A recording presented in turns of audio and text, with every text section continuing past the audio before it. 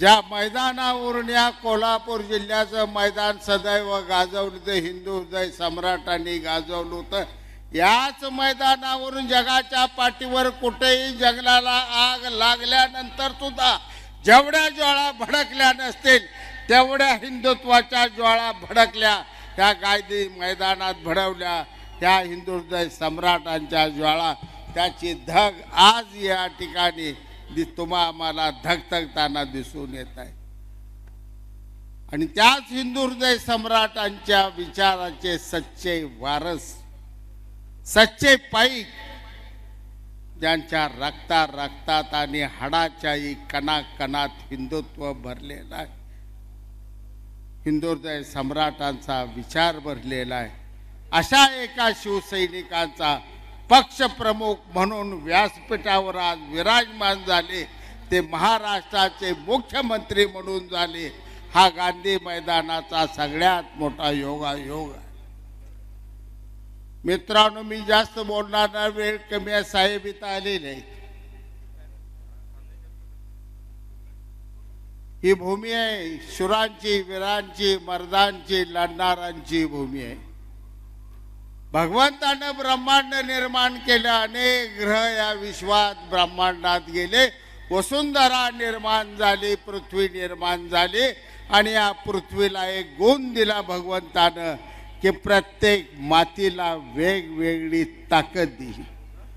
कोल्हापूरची मातीच असताना अशी आहे, ती मर्दानी माती आहे, पैलवानाची माती आहे, रगील माणसांची माती आहे, आणि अशा या भूमीवर आज ही आपली जाहीर सभा होते। मित्र, छत्रपती शिवरायांच्या इतिहासाचा पन्हाळा इकडे दिसतो या ठिकाणी, तिथंच बाजूला जिवा महालाचं बलिदान देऊन त्या ठिकाणी बाजीप्रभू देशपांड्याचं पावनखिंड तुम्हाला दिसते, छत्रपतीचं रक्षण करणारा विशाळगड या बाजूला दिसतो, त्या बाजूला गेलं तर खरड्याची लढाई दिसते, तिकडे गेलं कागलात राजश्री शाहू महाराजांचा जन्म दिसतोय, तर तिकडे गेलं तारा राणीची तलवार राजवाड्यातली दिसते, आणि समतेचा विचार या जगाला पहिल्यांदा सांगणारा राजश्री शाहू महाराजांचा आवाज याच राजवाड्यातून निघाला। त्याच भूमीवर आज संपूर्ण महाराष्ट्राला न्याय देण्यासाठी दीनदलित, गोरगरीब, शेतकरी, शेतमजूर, विद्यार्थी, माझ्या आया बहिणी, माझ्या मुली यांचं कल्याण करणारा एक लोकनेता व्यासपीठावर बसा एकनाथजी शिंदे साहेब। खासबाज मैदान साहेब सगळं बघितलं, सगळ्यांनी बघितलेलं आहे। गामाची गीतं कुस्ती झाली, गुंगाची कुस्ती झाली, हिंदकेसरी मारुती मानेची कुस्ती झाली, विष्णू सावर्ड्याची कुस्ती झाली, युवराज पाटलाची कुस्ती झाली, दादू चौगल्याची झाली, सतपालाची झाली, करतार सिंगची झाली, हरिचंद बिराजदारची झाली, सगळ्यांनी इथं मैदान गाजवलं। पण महाराष्ट्रात एक पैलवान असा एकनाथ शिंदे आहे, एकनाथ शिंदेनं गुवाहाटीत असं मैदान गाजवलं की जगाला सगळ्या हादरा देऊन टाकलं। पडलेल्या पैलवानाची एवढी हाडं मोडलेली आहे ती अजून उभारी आला नाही, सारखं किरकिर करतंय, वरडतंय, आरडतंय, इकडं वरडतंय, तिकडं वरडतंय।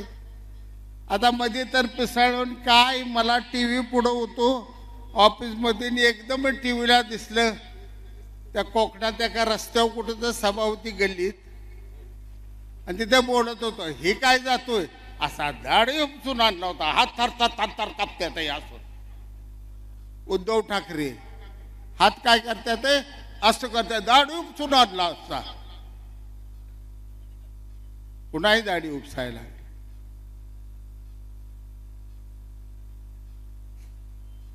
सीतामाई फसली, रावणाच्या मायावी हरणाला फसली, आणि शेवटी अशोक वनात जाऊन बसली,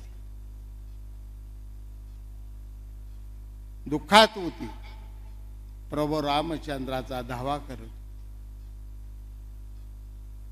अनेक दिवस गेले तिला राम काय, आणि ज्यावेळी कळलं की राम आलेला आहे, सेतू बांधायला लागला, राम आता लंकेला उद्ध्वस्त जाळून टाकणार आहे, त्यावेळी रावण घाबरला। रावण सीतेजवळ मायावी रूप देखणं रूप घेऊन गेला आणि म्हणला सीता तुला मी महाराणी बनवतो, तू चल माझ्याबरोबर.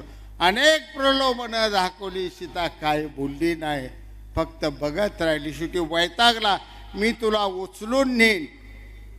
गवताच्या चटईवर बसलेल्या सीतेनं काडी अशी फाट दिशी काढली, फेकून दिली. तेवढी काडी उचलून दाखव, मग सीतेला उचल म्हणले.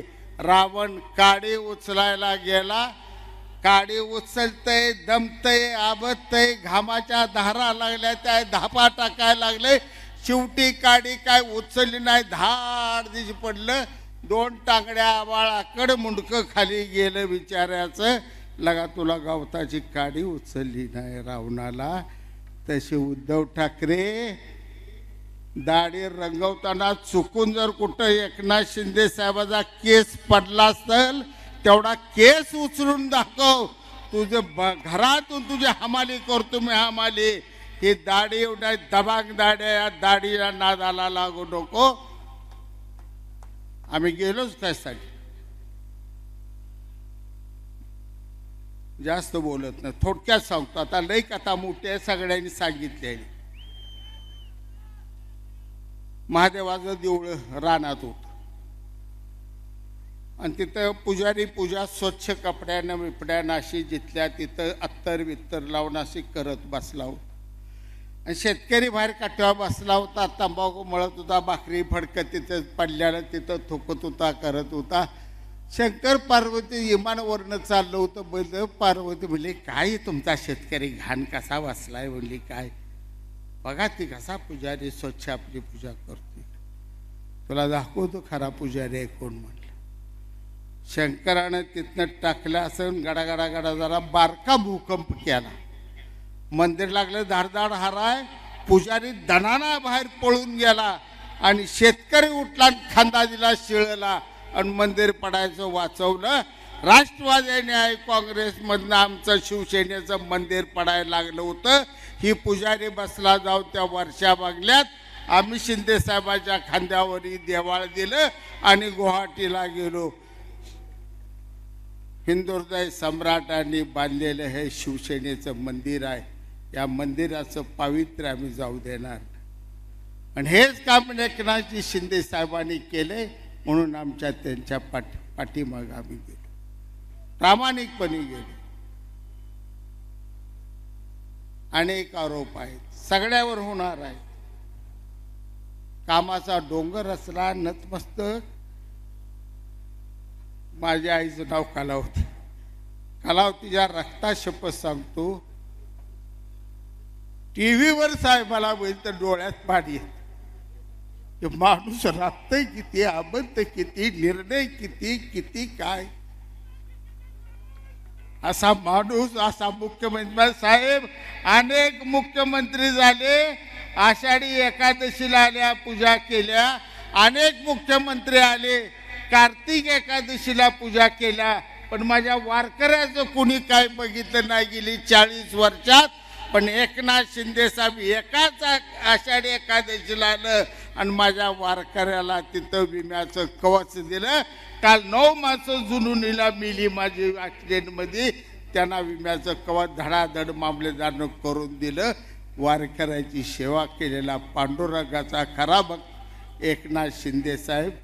काय सुद्धा होणार नाही. चिठ्ठी आली, समारोप करा, समारोप करतो. जाताना एवढंच सांगतो, पंढरपूरचा आहे, माझ्या मतदारसंघात 75,000 मतं पंढरपूर तालुक्यातली आहेत.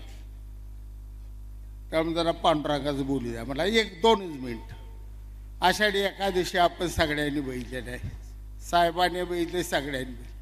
आळंदीनं पालखी निघते, ज्ञानोबा पालखीचे तिथनं जय जय करत निघते, गजर करत निघते, पुण्यात येते. पुण्यातनं घाटातनं असे सासवडला ते, सासवडनं फलटणनं माळशेर वाखरी करत असं करत पंढरपूरला जाते. घोटाळाही तिथं होती. पालखी ज्यावेळी निघत असते त्यावेळी पालखी पादुका पालखीत असते, त्या पालखीच्या पुढे घोडा असतो, पांढरं शुभ्र असतं, चका जरा लांबतं बिंबतं असं उंच जरा घोडा असतं. त्या घोड्याला सजवलेलं असतं, मडवलेलं असतं, रंगवलेलं असतं, दागिनं असतात.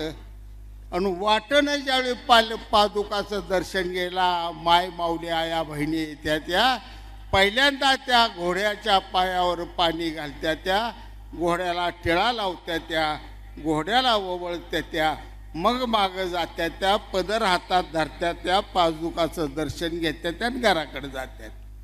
प्रवास झाला का घोडं जी परत वेळापूरच्या पुढं गेल्यावर म्हणलं आयला म्हणलं काय या पालखीत काय ज्ञानेश्वर आहे, पादुकात भिदुकात हे देव मी आहे. माझ्या पायावर पाणी घालते, मला टिळा लावते, मला वळते, हे वज घेऊन हिडते म्हणलं पादुकाचं. झालं आषाढी एका दिवशी होती, गोपाळकाला होतोय, परतीचा प्रवास चालू होतो. आळंदीला निघाय जाता पालखी टाकते ती मोठ्या कारातात आणि एक पोरग तरण बांध येतं, बांधलेलं घोडं असतं, घोड्याचा कान असा धरतं, दरा दरा दरा वडत आणतं, टांग्याला झोपत, सगळं जागेने काढून घेत. टांग्याला झोपलं का त्याला काय टांगा महिनाभर सुस्तावलेला असतं, हाणत नाही, सापदी चपाटा दिला का पुढचं पाय वरतो हा करतंय, दुसरा दिला का मागं वरडतंय. उद्धव ठाकरे परतीचा प्रवास आपला चालू झालाय. महाराष्ट्राच्या जनतेच्या हातात आता चाबूक आहे तुमच्यासाठी, कारण पालखी आहे हिंदू सम्राटांची, ते एकनाथ शिंदेच्या पाठीमागं आहे. पूजा करणार आहे जनता, ते एकनाथ शिंदे साहेबांची करणार आहे. एवढंच या ठिकाणी सांगतो. आणि जाता जाता एवढं सांगतो साहेब, हे नेते सगळे छत्रपती शिवरायाच्या नावानं असलेल्या शिवाजी विद्यापीठातनं निर्माण झालेला संजय मंडलिक, निर्माण झालेला आपला चंद्रदीप नरके, सगळेच यातले, मानेसाहेब त्यातले आहेत, सगळे त्यातले आहेत. हे शिवरायाच्या तालमीत आलेले आहेत, यांना विजयी करा. एवढंच बोलताना दोन शब्द संपवतो. जय हिंद, जय महाराष्ट्र. एबीपी माझा, उघडा डोळे बघा नीट.